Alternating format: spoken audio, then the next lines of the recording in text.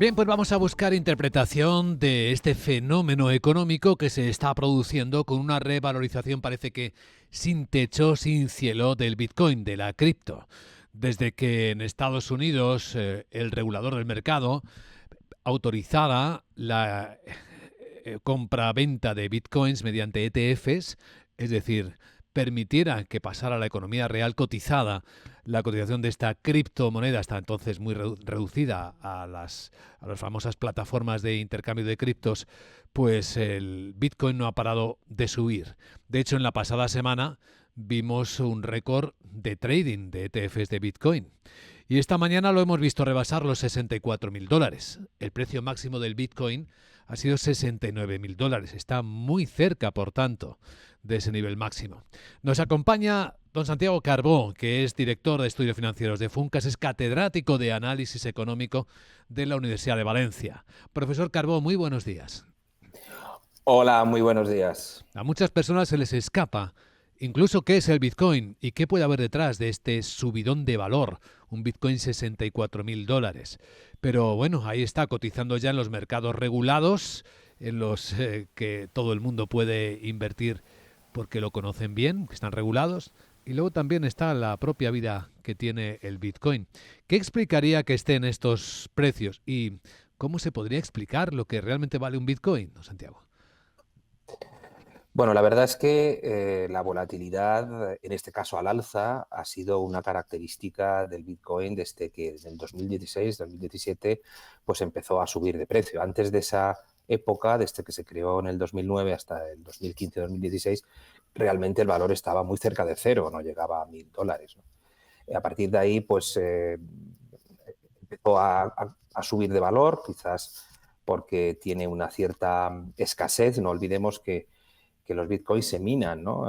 Por cierto, seminares se crean, ¿no? Y hay un tope que son 31.000 bitcoins. Ya tenemos pues la mayor parte hecha porque está en torno a 29.000, y eso hace que, siendo un bien escaso, con unas ganancias que de repente empezaron a crecer, quizás por motivos más bien especulativos, porque realmente no hay nada detrás, no hay ni una garantía de cobro, no hay, aunque la Security Exchange Commission, la CNMV norteamericana, haya permitido el que los famosos ETF puedan invertir en Bitcoin, sigue de alguna manera teniendo un comportamiento que no es en absoluto adecuado para inversores minoristas que no conocen bien en ese mercado. Bueno, todas las inversiones con alto riesgo, y esta lo es, desde luego deben ser de alguna manera una inversión que solamente aquellos profesionales muy bien informados o aquellas gestoras muy bien informadas del mercado, pues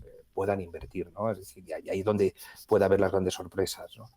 Es difícil de predecir lo que va a pasar, desde luego, pero es algo que está sujeto a la volatilidad. Podemos buscar razones en el ámbito económico. Es verdad que parece ser que este año van a bajar los tipos de interés, con los que las rentabilidades de los bonos y de otros títulos pues pueden empezar a bajar, con lo que todo lo que sea alternativo, pues de alguna manera, pues se va a beneficiar. También es cierto que todos vemos un cierto ya agotamiento en la renta variable, ¿no? Es decir, lleva muchos años subiendo, sobre todo en el otro lado del Atlántico. Entonces, bueno, se puede entender por ahí, pero realmente es un mercado que desconocemos suficientemente cómo opera y que está sujeto, de alguna manera, a principios que no conocemos como ocurre en otros ámbitos financieros. Hay un par de elementos que considerar en esta subida o subidón del Bitcoin. Uno de ellos es que ya se puede comprar y vender a través de ETFs, es decir, los inversores institucionales pueden estar ahora mismo incorporando este activo en sus carteras, algo que teóricamente no venía ocurriendo hasta este mes de enero, ¿no? Cuando se autorizaron por Efectivamente. la SEC. Y esto sí que puede ser una de las razones, ¿no? Sí, desde luego la razón del impulso, bueno, venía desde octubre, pero la razón del impulso probablemente de lo que llevamos de 2024 está muy explicado por ese reconocimiento, entre comillas, de la legalidad, ¿no? Es decir, no olvidemos que la SEC sigue siendo muy cautelosa. Es decir, la CNMV americana, como otros supervisores, siguen diciendo, ojo, esto se autoriza, pero porque lógicamente son profesionales en este ámbito, no solamente profesionales en el ámbito de títulos como bonos y renta variable, sino que probablemente los ETF y algunos bancos que también han reconocido que operan, han tenido que contratar personas que entiendan cómo funciona este mercado, que normalmente es difícil de comprender, sobre todo qué es lo que le empuja a estas subidas tan fuertes y a estos batacazos tan fuertes, que ya nos hemos olvidado de ellos, pero que desde luego alguien tiene que haber perdido en algún momento. Esto, como todos sabemos, es un juego de suma cero, ¿no? Y su escasez yo creo que es determinante. Es decir, le pasa a otras criptomonedas, pero el Bitcoin yo creo que su escasez, no olvidemos que es muy importante. También tenemos que pensar que en abril de este año ocurre ese proceso que se llama halving, que es que se reducen a la mitad la recompensa por minar, por crear nuevos bitcoins. Esto ya ocurrió hace 4 años, en el 2020, y ahora vuelve a ocurrir. Siempre que vamos a ese proceso de halving, se produce una cierta aceleración, algo que no entendemos desde el ámbito financiero, porque el ámbito financiero pues, nos explica los cash flows de la empresa, si va a subir la acción, si tiene problemas la empresa. Aquí realmente es un proceso, podemos decir, institucional, dentro de lo que se puede decir institucional dentro del Bitcoin, lo que puede estar marcando el que se vayan a reducir las recompensas, el que ahora haya una gran demanda, ¿no? Más allá de todo eso, profesor Carbó, el Bitcoin ya tiene historia. Podríamos preguntarnos, ¿para qué sirve el Bitcoin financieramente hablando? Bueno, la verdad es que creo que cometeríamos un error continuamente diciendo que no sirve para nada.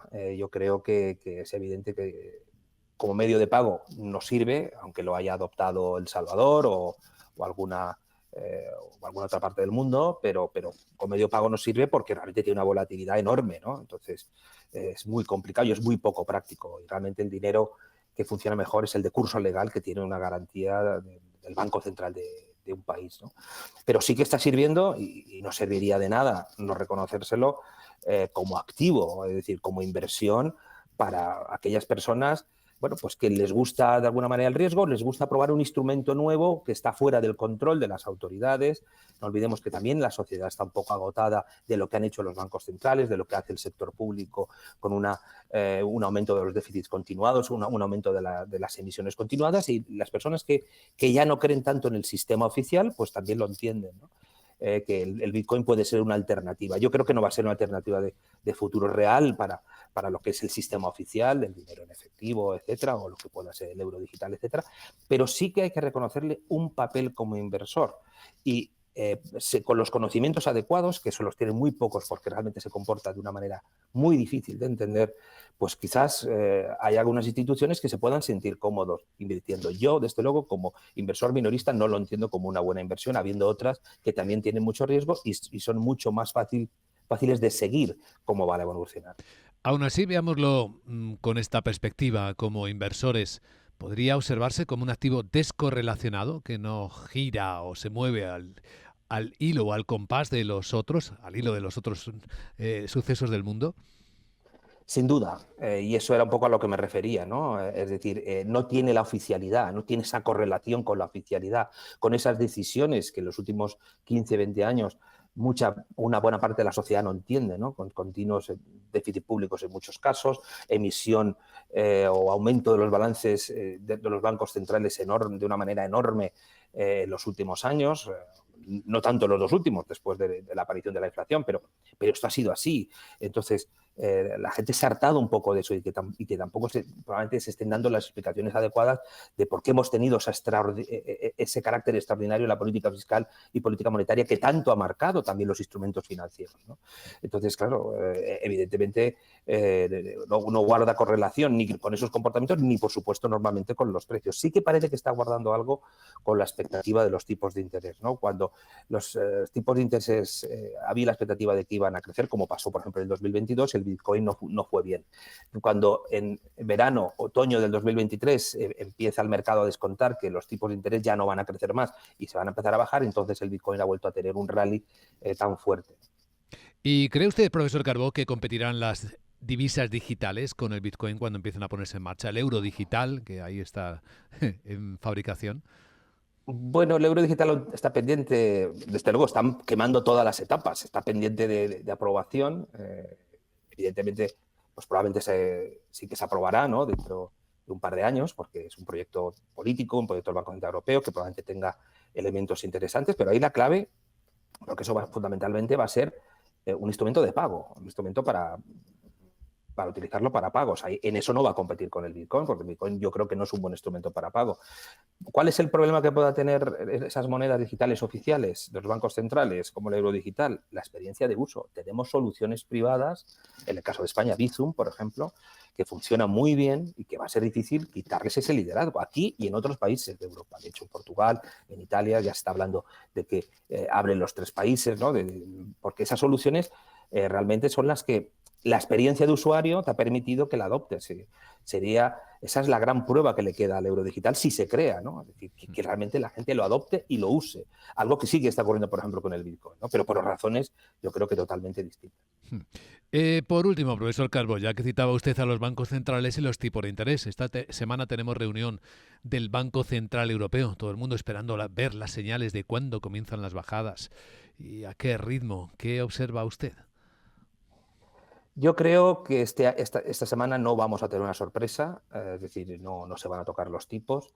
Creo que el mensaje será parecido a lo de ahora, que se está vigilando la inflación, que se va reunión a reunión con datos, pero probablemente habrá un mensaje subliminal más intenso que otras veces. Y es que quizás en una próxima reunión se puedan empezar a bajar los tipos, sobre todo porque la economía europea está en una situación de debilidad mucho mayor que la de otras zonas del mundo, compárese con Estados Unidos, no la española, que evidentemente por razones distintas, somos una economía de servicios, pues estamos resistiendo mejor esta fase, ¿no? que tiene la economía.